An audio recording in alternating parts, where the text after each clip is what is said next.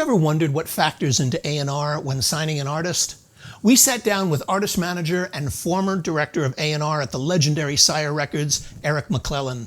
We discussed the importance of the artist team, the messaging in what an artist has to say, and what lessons he learned working with the legendary Sire Music founder, Seymour Stein, and much, much more. Coming right up.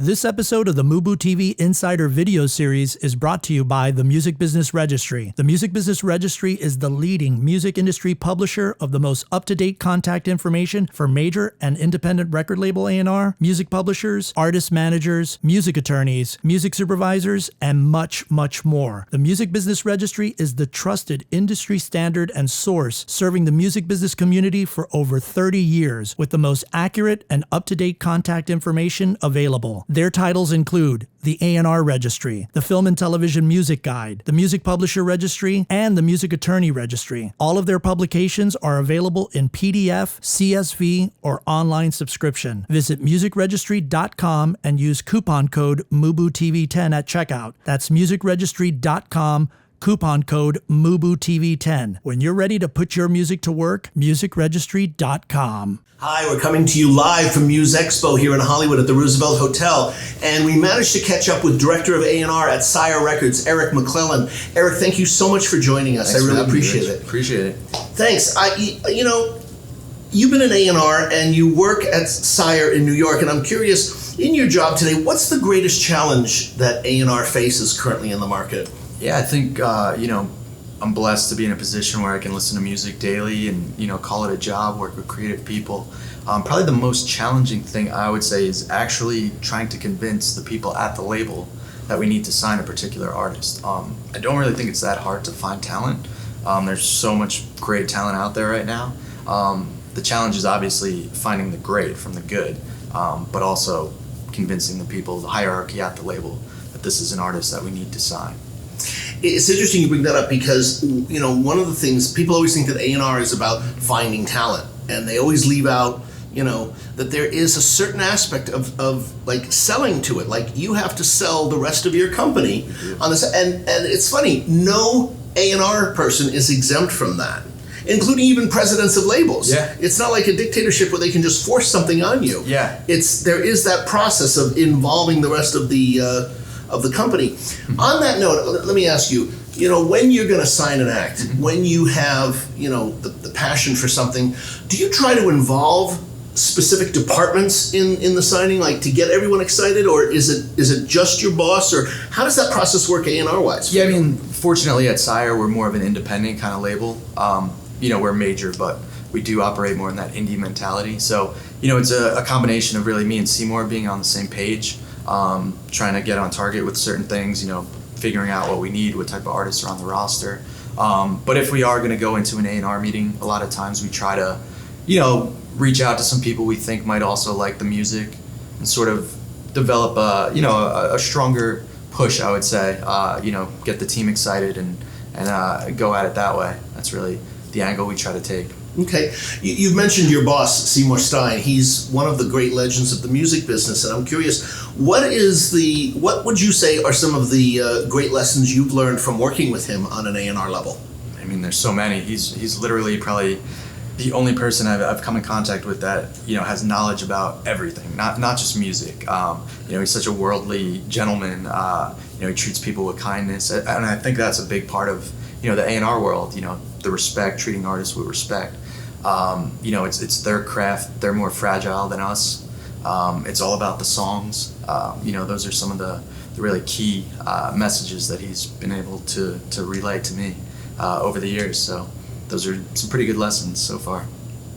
Let me ask you, when you're considering signing an act or you're looking at an artist, how important is the team that they have around them in relation to your decision to work with that act? I think definitely on a management level, it's very important. It's got to be someone we get along with, and creatively we can kind of see eye to eye and be able to work together on a daily basis. I think most people think with A&R it's directly with the artist, but it's really more so with the management. Developing a plan, analyzing sort of like what's going on inside of the label, different strategies. Only really during the record making process are you dealing with the artist. But after that, it kind of gets channeled through to the manager. So, a strong manager is very important for us. Obviously, if there's an agent on board that's well respected and at a bigger firm, that's helpful to get shows. So those factors all kind of come into play, when establishing the team for sure. Okay, same question to you, Eric, in relation to the artist. Are there certain characteristics that you look for in the people beyond the music that you're going to choose to work with? And I ask this because, many A&R people have told me that they've come across acts that they have loved, but chosen not to move forward because of this reason. And I'm curious if there are criteria that you have of personal characteristics of people that you want to work with or not. Sure. I mean, luckily, a lot of the artists that we have all kind of feel they're very similar. People at the label have actually said that they love the acts that we've signed because they're just genuine people and nice people. So as of late, we've been very lucky, but obviously this is a creative business. There's certain personalities and times where you're not going to always agree on things. But for me, when I look for talent, I definitely look for someone that, besides just the music, can write great songs. Someone that really can stand for something, has a voice and kind of can portray a message out to the culture, really. That's what I'm looking for, someone that can change culture and move culture. So it's funny because I was going to ask you, what are the characteristics of an artist that would really get your attention in terms of you wanting to sign? And obviously one of them is that they have something to say. Yeah, that's really in terms of important. what they're about. What else? I mean, they're an influencer, to the public, so, you want to find someone that can really carry themselves well. Besides, again, the music is always important. I think image can play into it at times. You want to look for someone that might look good on camera or, just has a certain style about them that might be unique. But those things can always be kind of, changed at the label with styling and those kind of things, makeup and great photographers and things like that. But, it really comes down to the songs and that voice that, and they have something to say. That's really, for me, what I look for. Okay. Is it fair to say that the floor in A&R has changed to the extent that today, I think labels, especially in the A&R world, are looking for acts that have a little more going for them in terms of maybe they've released an EP, maybe they have, a lot of shows under the belt, maybe they have a better following. Is that fair to say, rather than just they're extremely talented, but they don't have anything going? Or am I wrong about that? I don't know. I think at Sire, we are a little more flexible. If we do see something, we give it more time. We allow it to develop a little more. But I do think at the labels, they do look for that kind of upward trajectory. Maybe there's a song already at Sirius Radio or something like that. But it's important, for an artist to have certain things in line as far as like, digital content, Twitter, Facebook, a great website. Those kind of things are basic kind of building blocks, I would say, to really brand themselves and create an image for them. Okay. On top of the songs and the music. And of course, if they released an EP and it, has some traction, maybe it's up on iTunes or something, that doesn't hurt, to look at some sales and things like that. Okay. So, but it's not crucial that they have that. Not crucial at Sire, I would say. Maybe a bigger major or something, they would obviously look at that a little more in depth. But we kind of, are looking for developing acts. We want to kind of remain a little more indie. So we give some time to develop for sure. Okay. Eric, can you talk about, as an A&R executive, what are some of the sources that you utilize today, whether they're, human or other, in terms of finding talent? I mean, it's interesting. I have this topic of debate a lot. I run an A&R research program with a group of interns. So our job is pretty much, to comb through the hype machines, the online digital stuff, follow things on Twitter, track artists. And, I feel like currently A&R's, of course, it's a talent, making records. That's a big part of A&R. But on the talent finding level, I think really anyone can be an A&R in a sense. I feel like nowadays bloggers are kind of like the new gatekeepers. They're almost the new A&Rs in a sense. I know myself, I go to blogs daily to just check out the new music, see what they're writing about. So they kind of are the early gatekeepers. I think the times have really changed. In the past, there was no internet. You really had to fly somewhere to see a band. Nowadays, you can just Google something, pull up Spin Magazine or Hype Machine or something like that, and follow the top trending songs, and then dig in deeper that way online, as opposed to really seeing it live. So it's definitely changed. I think again, the bloggers are more the gatekeepers, because people are sending them the music, they become the filter, and then it comes back out to the public on the internet. You mentioned videos. I'm just curious if you feel, with the cost of making videos going down so much, do you think that that's an important element for unsigned acts to have for themselves? It's interesting. I actually, before I was doing A&R, I worked at Sony Music doing video production. So it was a perfect, I guess, angle into that world. I worked on 2 Alicia Keys videos, and they were like $700,000 videos. And I saw the budgets just dropping dramatically. I think the last video we did was like a $20,000 video, which now is pretty high in the video world, I would say. And that artist, I don't even think came out. But I just saw the budgets dropping dramatically. And to me, what I saw was, it seemed like a lot of the artists had their own creative team that, with a DSLR camera and a MacBook and Final Cut could basically, capture a lot of content quickly, cheaply, maybe invest no more than like $4,000 or $5,000 in a laptop and a camera, like a 5D, a 7D or something. And, then they have this person that kind of goes around with them and shoots everything and documents everything.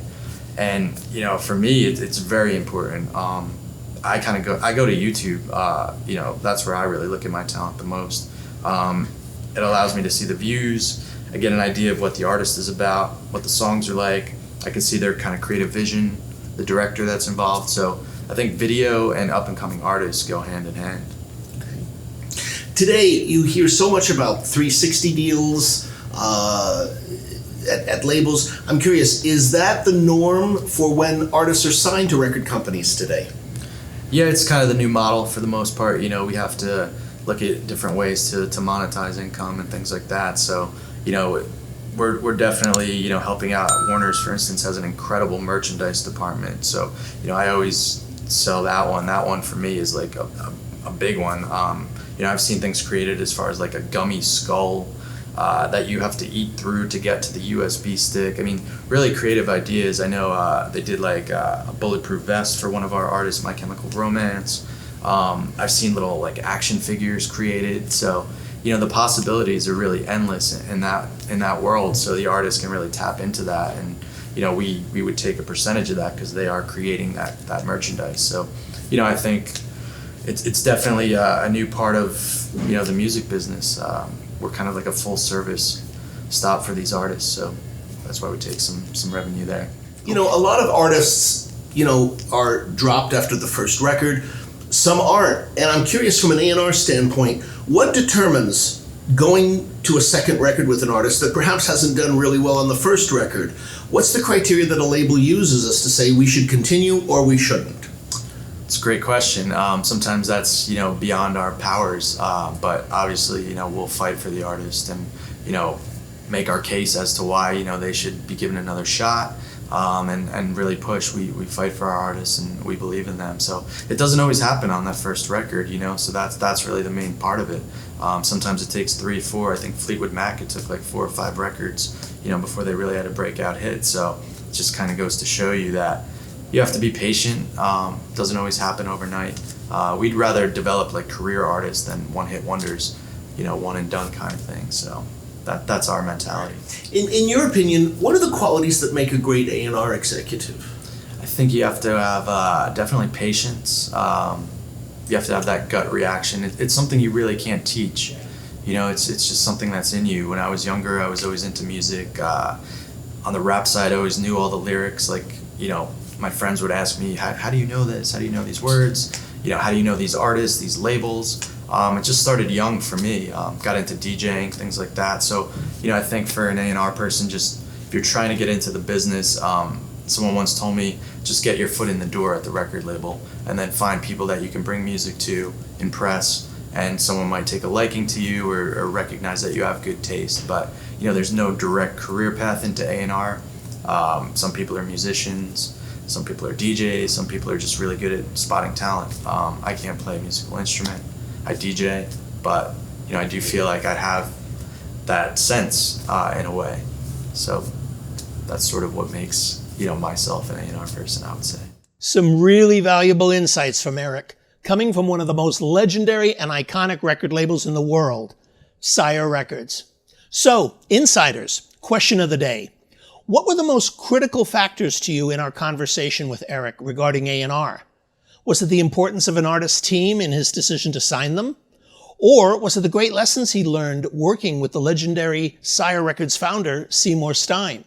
Or was it what determines making a second record with an artist when the first one wasn't successful? Or perhaps it was something else that resonated with you. We'd love to hear from you and connect in the comments below. Thanks so much for watching this video.